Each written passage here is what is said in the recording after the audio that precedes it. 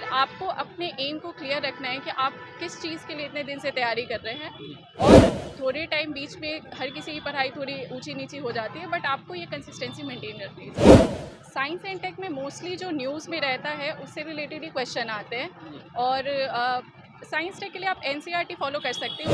Important है कि BPSC का जो पैटर्न चेंज हो गया है, तो नए पैटर्न के साथ हमें तैयारी करना चाहिए। हेलो दोस्तों, नमस्कार। स्वागत है आप सभी का एक और नए वीडियो में। दोस्तों, और साथ ही साथ जो प्रीलिम्स 17 का होने वाला है, अप्रॉक्सीमेट 2 मंथ का टाइम है, तो कैसे उसके लिए एक स्मार्ट स्ट्रेटेजी बनाई जाए, बहुत सारी चीज़ों प्री और मेंस पर जानेंगे। तो मैं हमारे तरफ से और जो प्यारे छात्र वीडियो देख रहे हैं उनकी तरफ से स्वागत है हमारे चैनल पर। Thank you. और फर्स्ट ऑफ ऑल मैम, आपसे हम जानेंगे कि आपका नाम क्या है और आप कहाँ से हैं। मेरा नाम आयुषी मनु है और मैं पटना से हूँ। जी, अभी तक आपकी एजुकेशन क्वालिफिकेशन क्या रही मैम। मेरा ग्रेजुएशन हुआ है पटना विमेंस कॉलेज से इकोनॉमिक्स ऑनर्स में, और अभी मैं एज अ क्लर्क बैंक में काम कर रही हूँ। जी, थोड़ा सा ये बताइए मैम कि जैसे आपका माध्यम इस एग्ज़ाम में क्या रहा और बीपीएससी में कौन सा प्रयास है आपका। मेरा जो मीडियम है वो इंग्लिश था और ये मेरा थर्ड अटेम्प्ट है। जी, अगर बात करें मैम जो गवर्नमेंट जॉब अब तक कितने साल से कर रही हैं? मेरा जो बैंक का जॉब है जी। वो 2 महीना हुआ है अभी। अभी 2 महीने हाँ, हुए हैं। जी, बिल्कुल। क्वेश्चन पूछा गया। जैसे मैम 17 बीपीएससी प्रीलिम्स होने वाला है, इस बार पोस्ट भी काफ़ी ज़्यादा है, तो बहुत सारे छात्र अपीयर हो रहे हैं, तो कैसे अपनी स्ट्रेटजी बनाया जाए प्रीलिम्स क्वालीफाई करने के लिए? इम्पॉर्टेंट है कि बीपीएससी का जो पैटर्न चेंज हो गया है, जी, तो नए पैटर्न के साथ हमें तैयारी करना चाहिए। बिल्कुल। लूसेंट और सिर्फ घटना चक्र करके हमारी तैयारी कंप्लीट नहीं हो पाएगी। ये इम्पॉर्टेंट है कि जो मेन बुक्स हैं सारे सब्जेक्ट्स के, हम उन बुक्स को कवर करें और करंट अफेयर्स को अच्छे से न्यूज़पेपर के साथ हम कंप्लीट करें अपना। हाँ सर, मैम थोड़ा सा ये बताइए कि जैसे इस बार लगातार पैटर्न चेंज हो रहा है और लेवल ऊपर की तरफ जा रहा है, जिससे जो साइंस और टेक मॉडर्न हिस्ट्री के क्वेश्चन ज़्यादातर पूछे जा रहे हैं साइंस टेक के, तो इसके लिए क्या रिसोर्सेज आपने फॉलो किया था?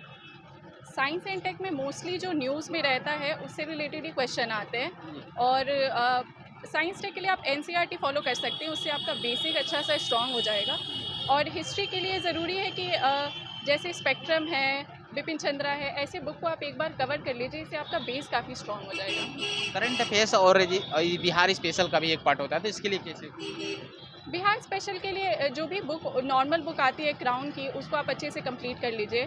और करंट अफेयर्स के लिए वही बुक है, आपको जो भी मैगजीन्स मिलते हैं उनको करें और अपने न्यूज़पेपर के साथ उसको सब्सटैंशिएट करते रहें आप। जी। और थोड़ा सा ये बताइए मैम, जैसे हिस्ट्री और ज्योग्राफी पॉलिटी के लिए जो जो इकोनॉमिक सर्वे आता है उसके लिए थोड़ा ये बताइए। इकोनॉमिक सर्वे के लिए बहुत सारी कोचिंग इंस्टीट्यूट अपना नोट्स लेके आती हैं, आप उसको कंप्लीट कर लीजिए। और बाकी ज्योग्राफी इकोनॉमिक्स का जो थ्योरेटिकल पार्ट है उसके लिए आप एनसीईआरटी फॉलो कीजिए। ये आप कोचिंग सेल्फ स्टडी से किए हैं या फिर कोचिंग ज्वाइन किया था? नहीं, मेरा सेल्फ स्टडी था। थोड़ा सा जानना चाहेंगे मैम, ये मोटिवेशन आपको कहाँ से मिला कि नहीं हमें सिविल सर्विसेज में जाना है, या फिर खुद शुरू से ही था कि नहीं?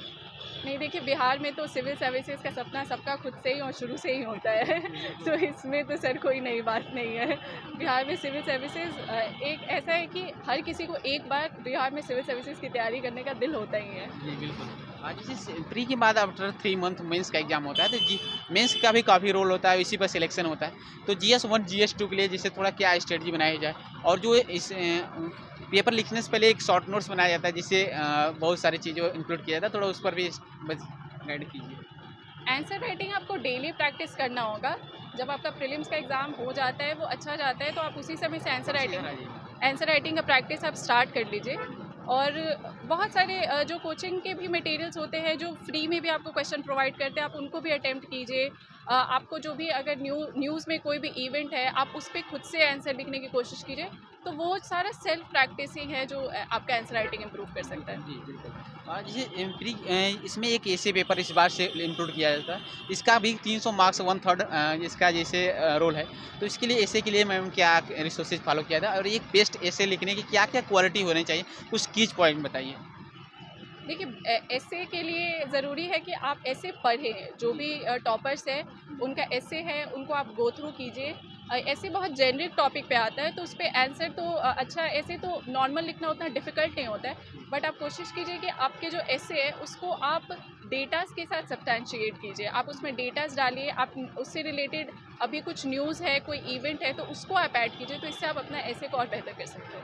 जी मैम थोड़ा सा हम आपसे जानना चाहेंगे कि एंसर राइटिंग की शुरुआत कहाँ से करें? क्या मतलब प्री क्वालिफाई जनरली लोगों का हो जाता है, लेकिन जो कभी मेंस नहीं लिखे हैं, तो उनके लिए इस पहला कदम तैयारी में एंसर राइटिंग कहाँ से हो? देखिए, आंसर राइटिंग के लिए कभी आपको ऐसा नहीं लगेगा कि आप इतना जानते हैं जी, बिल्कुल। कि आप आंसर राइटिंग करिएगा। आंसर राइटिंग आपको जब से भी लगता है कि आपको शुरू करने की ज़रूरत है, शुरू में आप अच्छा आंसर नहीं लिख पाएंगे, हर किसी के साथ होता है, बट उन्हीं को आप कंटिन्यूअस करके आप लिखिएगा, आप एक हैबिट बनाइएगा, तो धीरे धीरे आपका आंसर इम्प्रूव होगा। तो आंसर राइटिंग वही है कि आप जितनी जल्दी स्टार्ट कर लीजिए आपके लिए बेहतर है। जी। एक लास्ट क्वेश्चन रहेगा कि कोई स्टूडेंट तैयारी करते समय डिमोटिवेट हो जाता है, तो धैर्य कैसे बनाए रखें सिविल सर्विसेज में? और क्या प्लान बी होना चाहिए मैम? देखिए, मेरा तो प्लान बी था, तो मेरा तो ये मानना है कि अगर आप बहुत ज़्यादा कॉन्फिडेंट है, बहुत ज़्यादा मोटिवेटेड है तो अच्छी बात है, पर प्लान बी रखना कोई बुरी बात नहीं होती है, इससे आपको एक मेंटल सिक्योरिटी मिलता है।